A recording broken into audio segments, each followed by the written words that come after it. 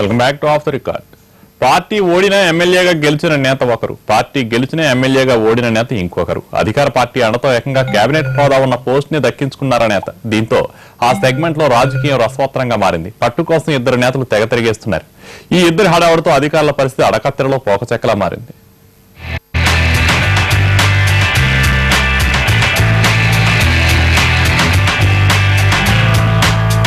మహబూబ్నగర్ జిల్లా వనపర్తి నియోజకవర్గంలో అధికార ప్రతిపక్ష నేతల మధ్య ఆధిపత్య పోరు మొదలైంది.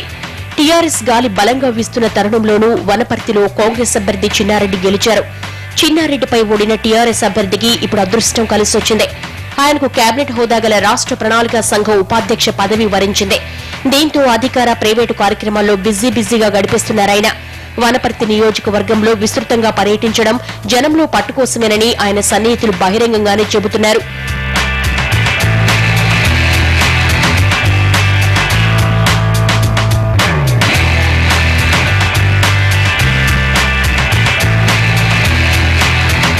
ఎమ్మెల్యేనైన నన్ను పక్కన పెట్టి ప్రణాళిక సంఘం ఉపాధ్యక్షుడైన నిరంజన్ రెడ్డికే ఎక్కువ ప్రాధాన్యమిస్తున్నారని చిన్నారెడ్డి అగ్గి మీద గుగ్గిలమవుతున్నారట.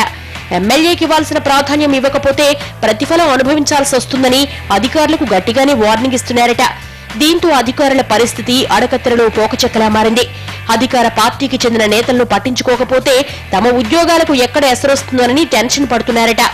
ఇటు ఎమ్మెల్యేలను తక్కువ చేస్తే వార్నింగ్లు వస్తూ ఉండడంతో అధికారులంతా ఫుల్ కన్ఫ్యూజన్ లో ఉన్నారట.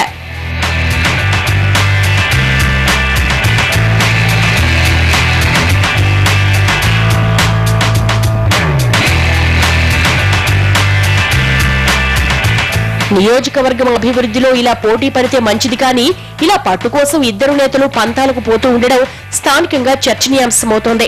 వనపర్తిలో ఓ సెంటిమెంట్ ఉంది. కొంతకాలంగా ఇక్కడ ప్రతిపక్ష పార్టీ ఎమ్మెల్యే గెలవడం ఆనవాయితీగా మారింది. ఇప్పుడు అదే నియోజకవర్గానికి సమస్యలు తెచ్చిపెడుతుందన్న చర్చ కూడా అధికార వర్గాల్లో జరుగుతోంది. కరవమంటే కప్ప కోపం, విడవమంటే పాము కోపం అన్నట్టుగా తమ పరిస్థితి మారిందని ఆఫీసర్లు టెన్షన్ పడుతున్నారు. ఎవరి మాట వినాలో తెలియక, ఎవరికి అనుకూలంగా ఉంటే ఎవరికి కోపం వస్తుందో అర్థం కాక ఇబ్బంది పడుతున్నారు.